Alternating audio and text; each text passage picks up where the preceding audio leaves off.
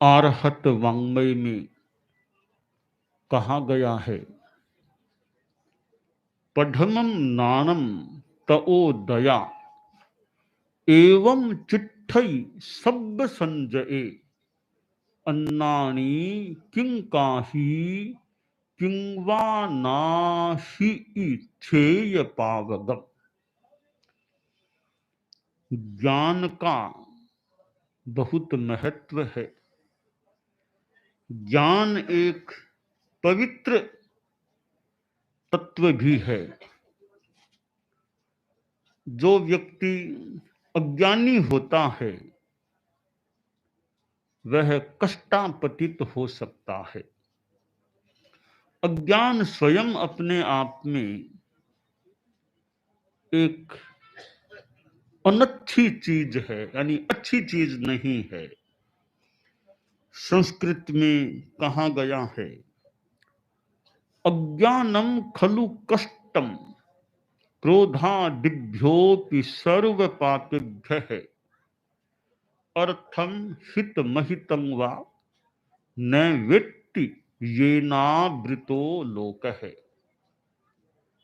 अज्ञान एक दुख है, कष्ट है। गुस्सा, अहंकार आदि चीजें हैं। इन पापों से भी ज्यादा खराब अज्ञान होता है, क्योंकि अज्ञान के आवरण से आवृत आदमी हित क्या, अहित क्या, करणीय क्या, अकरणीय क्या, इसका भी बोध नहीं कर पाता। ज्ञान की आराधना के लिए, विद्या प्राप्ति के लिए कितने कितने विद्यार्थी विद्यालयों में जाते हैं, महाविद्यालयों में पढ़ते हैं, विश्वविद्यालयों में पढ़ते हैं, और दुनिया में कितने विद्या संस्थान हैं। यानी विद्या प्राप्ति, ज्ञान प्राप्ति के प्रति एक रुझान है। हो सकता है कई गांवों में कई लोग नहीं भी पढ़ते हों, फिर भी सरकार भी व्यवस्था पर ध्यान देती है कि भी गांवों में विद्यालय जो भी, और लोगों में भी रुझान है। कितने प्राइवेट विद्यालय, विद्या संस्थान होते हैं। तो ज्ञान होना अच्छा है, परंतु ज्ञान के साथ आचार भी होना चाहिए। ज्ञान होना अच्छा है, एक बात तो हो गई, ज्ञान हो गया तो, पर ज्ञान हो गया यहां तक अधूरी बात है। साथ में आचार संस्कार वो भी होना चाहिए। विद्या संस्थानों में भूगोल, खगोल, गणित और विभिन्न भाषाएं, हिंदी, अंग्रेजी आदि जो पढ़ाई जाती हैं, विषय पढ़ाए जाते हैं, एक ज्ञान प्रदान, ज्ञान आदान का उपक्रम है। साथ साथ जीवन विज्ञान, साइंस ऑफ लिविंग, जीने का विज्ञान, जीवन कैसे अच्छा जिए, जिसमें धर्म हो, अध्यात्म हो, शांति हो, समता हो, अपने संवेगों, इमोशंस पर कुछ कंट्रोल भी रह सके, मोरल वैल्यूज जीवन में आए, ये चीजें भी बताई जाएं और बच्चों के जीवन में आ सके, ऐसा प्रयत्न होना अच्छा है। वो भी आखिर ज्ञान है कि भी नैतिकता का जीवन जियो, वो अहिंसा का जीवन, वो भी ज्ञान है। वो ज्ञान भी जीवन में आएगा तब वो आचरित हो सकेगा। तो ग्रहण शिक्षा और आसेवन शिक्षा, एक तो ज्ञान ले लिया, यह शिक्षा ग्रहण शिक्षा हो गई। अब वो जीवन में आचरण में आ गई तो वो शिक्षा आसेवन शिक्षा, सेवन हो रही है, आचरणों में आ गई है। गुरुजी ने सिखा दिया बच्चों को कि सत्यम वद, सत्य बोलो, क्रोधम मा कोपम मा कुरु, गुस्सा मत करो। दोष अच्छे सूक्त सिखा दिए। पहला सिखा दिया सत्यम वद, हमेशा सत्य बोलो, बच्चों ने याद कर लिया। दूसरा सिखा दिया कोपम मा कुरु, गुस्सा मत करो, गुस्सा नहीं करना चाहिए। विद्यार्थियों ने रट लिए। अच्छे सूक्त हैं संस्कृत के, रट लिए। कई दिन बीते तो जैसा कि मैंने कहा ज्ञान और आचार, ज्ञान आचार साथ में, तो गुरुजी ने सोचा रे कि मैंने जो वाक्य सिखाए हैं बच्चों को याद हुए कि नहीं। कभी पूछो, वापिस पूछा एक दिन कि मैंने 2 वाक्य सिखाए थे, याद है क्या? तो कई विद्यार्थियों को एक एक को बुला बुला के पूछा, एक एक अलग अलग, सबको साथ नहीं, अलग अलग बुला बुला के पूछा। तो प्राय सब ने कहा गुरु जी याद है, सत्यम वद कोपम मा कुरु, याद है। एक विद्यार्थी का और वो क्रम आया, उसको भी अलग से बुला के पूछा कि वो दोनों वाक्य सीख लिए। तो बोला हाँ, एक तो था सत्यम वद, दूसरा सीख लिया। तो दूसरे के बारे में तो मैं नहीं बता सकता, क्यों नहीं, छोटा सा वाक्य था, क्यों नहीं सीखा? कि गुरुजी दूसरे के बारे में तो मैं नहीं कहता। गुरुजी ने एक तनपट लगाई उसके कि छोटा सा वाक्य दिया था, दूसरा तुम क्यों नहीं बोल रहे हो, एक ही क्यों बोल रहे हो? जोरदार थप्पड़ की लगाई। पहले मास्टर लोग थोड़ा पिटाई भी आजकल भी करते होंगे पता नहीं, पहले थोड़ी पिटाई करते थे मास्टर जी। पहले मास्टर जी वो मुर्गा बना देते, मुर्गा, तो मुर्गा बनो, वो माथा नीचा करके कानियों पकड़ गयो। मास्टर जी स्कूल में मुर्गा बना देते। कई बार फुट फुट हाथ में लेकर स्केल, तो हाथ आगे करो, फुट से पीटते मास्टर जी। पहले ऐसे पीट, आजकल नहीं पीटते होंगे मास्टर जी साहब। पहले थोड़े पुराने कुछ वर्षों पहले तक तो ऐसे मास्टर जी थोड़ा प्रताड़ित यूं करते। हालांकि वो भी विद्यार्थी के हित के लिए मान लो, अच्छा अध्ययन करे। तो मास्टर साहब ने जोरदार थप्पड़ की लगाई है कि तुमको याद नहीं है दूसरा वाक्य? तो हाँ गुरु जी याद है, याद याद। बोलो कोपम मा कुरु, हाँ याद। का थप्पड़ लगाने से याद आया तुमको दूसरा वाक्य, पहले याद नहीं आया। अब देखिए लड़का क्या बोलता है, वो खास बात है। वो खास बात, अब लड़का जो बोलता है, लड़का बोला मास्टर साहब ये 2 वाक्य तो मैंने उसी दिन याद कर लिए थे, दिमाग में आज भी मेरे थे। तो कहा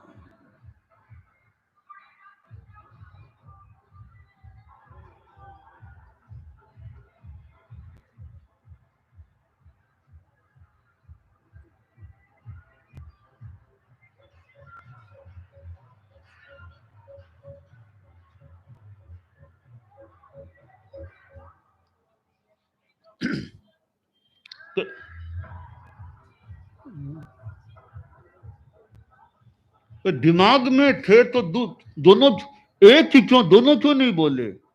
लड़का बोला महोदय दिमाग में मुझे याद दोनों ही थे, पर मैंने सोचा ये 2 वाक्य मास्टर साहब ने सिखाए हैं, वो रटना ही पर्याप्त है या जीवन में आए तब पूरी बात होगी।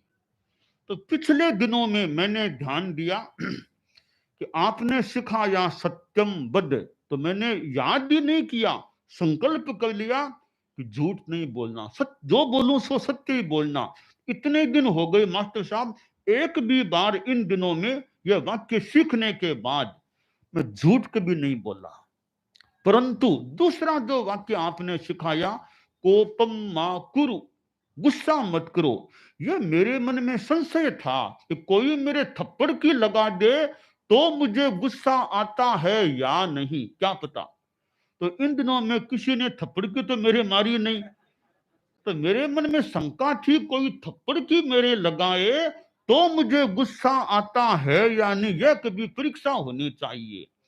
इसलिए मैंने कहा भी इसका मैं पक्का नहीं कर सकता, कोपम माकुर, गुस्सा मुझे आ जाए तो मैंने वो वाक्य नहीं बोला।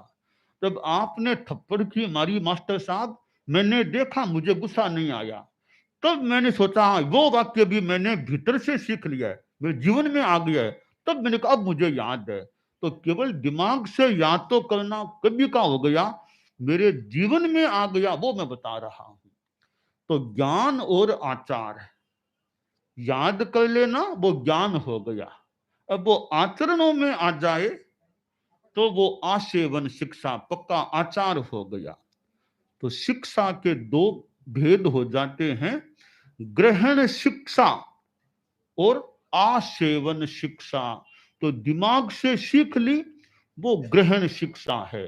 जीवन के आचरणों में आ जाए, वो आसेवन शिक्षा, आचरण शिक्षा कहते हैं, आसेवन शिक्षा हो जाती है। तो शास्त्र में कहा गया है, पढ़मम नाणम तओ दया, पहले ज्ञान और फिर दया यानी आचरण। तो हमारे जीवन में ज्ञान और आचार, इन दोनों का महत्व है। अब ठीक है, बुद्धि की क्षमता सबकी एक समान होना जरूरी नहीं है। कई विद्यार्थी बड़े इंटेलिजेंट होते हैं, बहुत जल्दी याद भी कर लेते हैं।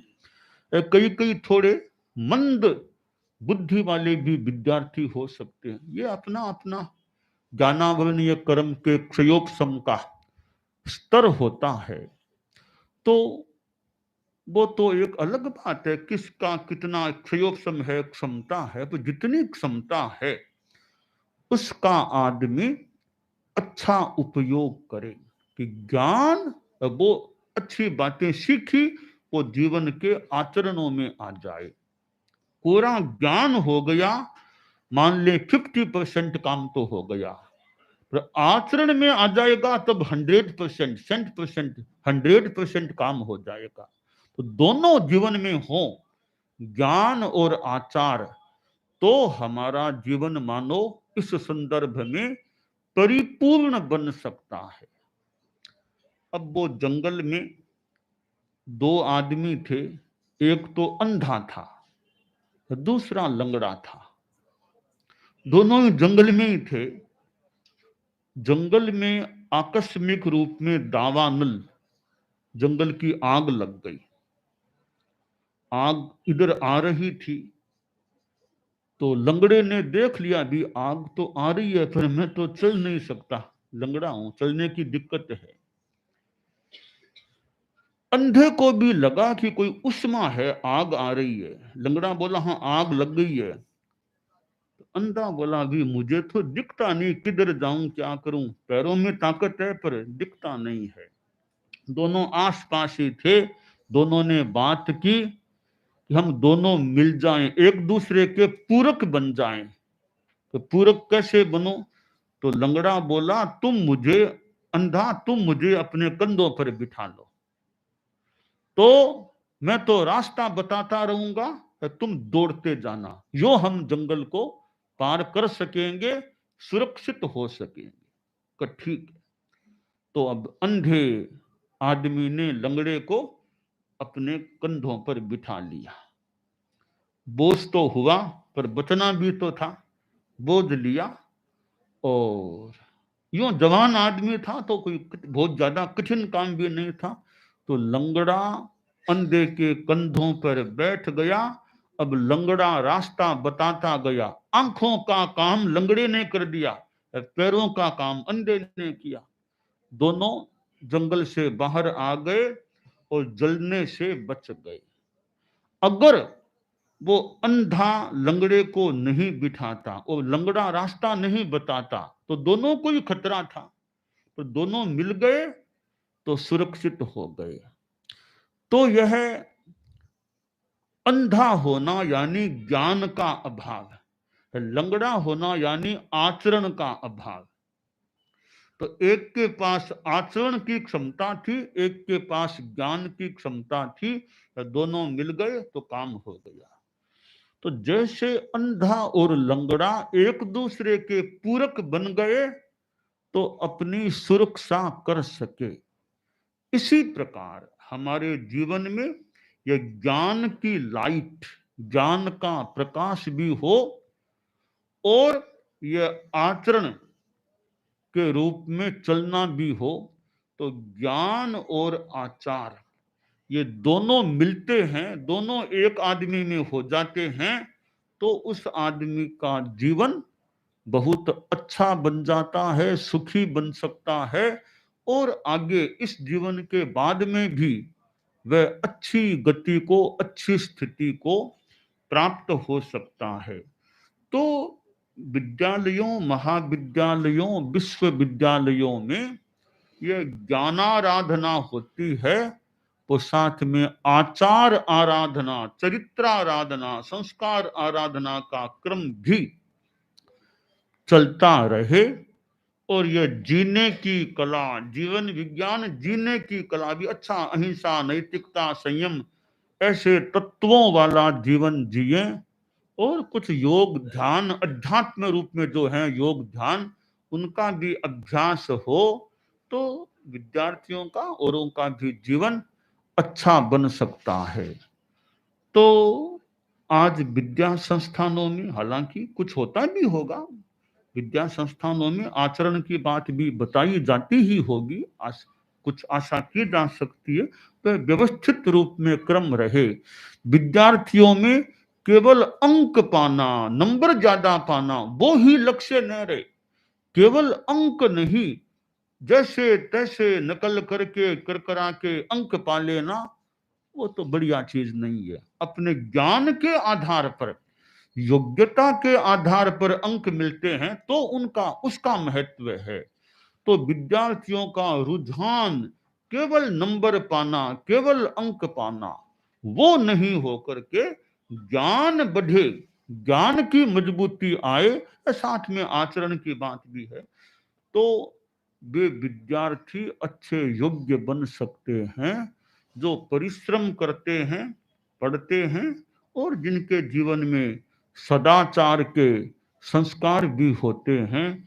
तो परम पूज्य आचार्य तुलसी जो वैसे जैन धर्म के तेरह पंथ के आचार्य थे, उन्होंने अनुव्रत के रूप में एक आंदोलन चलाया कि अणु यानी छोटा, व्रत यानी नियम, छोटे छोटे नियम लोगों के, गृहस्थों के जीवन में हो, अनुव्रत जीवन में आ जाए तो वो आचार पक्ष भी गृहस्थों का अच्छा बन सकता है।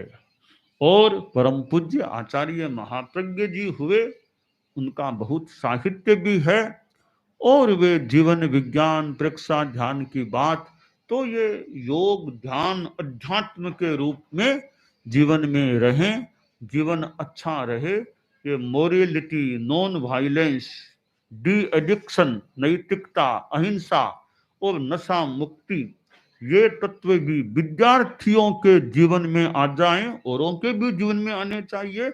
विद्यार्थियों में आ गए तो वो जीवन भर अच्छे नियमों को पालते हैं तो फिर उनका वो जीवन कितना अच्छा रह सकता है। तो ज्ञान का महत्व है, आईक्यू का महत्व है, तो ईक्यू इमोशनल क्वोशेंट भावात्मक शुद्धता का भी बड़ा महत्व है। तो आदमी में बुद्धि हो, ज्ञान हो तो बुद्धि के साथ साथ शुद्धि भी हो, शुद्धता भी रहे, बुद्धि में शुद्धि, बुद्धि और शुद्धि दोनों साथ रहें तो विशेष बात है। बुद्धि है, शुद्धि नहीं है, दिमाग में खराब चिंतन, खराब इरादा है तो वो बुद्धि भी कई बार गलत कार्य में लग सकती है। तो हमारी बुद्धि गलत कार्य में न लगे, अच्छे रूप में रहे तो बुद्धि के साथ शुद्धि का योग हो जाए। और जो बुद्धि है, शुद्धा ही बुद्धि ही किल काम धेनु, शुद्ध बुद्धि तो काम धेनु है, पर शुद्ध हो तो है। तो बुद्धि का विकास होना अच्छा है। बुद्धि ज्ञानावरणीय कर्म का क्षयोपम से प्राप्त होने वाला तत्व है। तो बुद्धि का बड़ा महत्व है। बुद्धि से समस्या का समाधान किया जा सकता है। अगर वह शुद्ध है तो समस्या की समाधायिका बन सकती है। बुद्धि दुर्बुद्धि बन जाए तो वो समस्या को पैदा करने में भी अपना योगदान दे सकती है। तो हमारी बुद्धि फालतू खराब कार्यों में प्रयुक्त न हो, समस्याओं को पैदा करके किसी को कष्टापतित बनाने का काम न करके हमारी बुद्धि अच्छे कार्य में लगे और हम कहीं समस्या हो तो यथोचित समस्या का समाधान करने का प्रयास अपनी बुद्धि के द्वारा करें तो यह बुद्धि का अच्छा उपयोग हो सकता है। तो बुद्धि हो, साथ में विद्या का विकास हो। यह बुद्धि विद्या का विकास कराने वाली, अच्छा कार्य करने में अपना योगदान देने वाली रहे, यह काम्य है।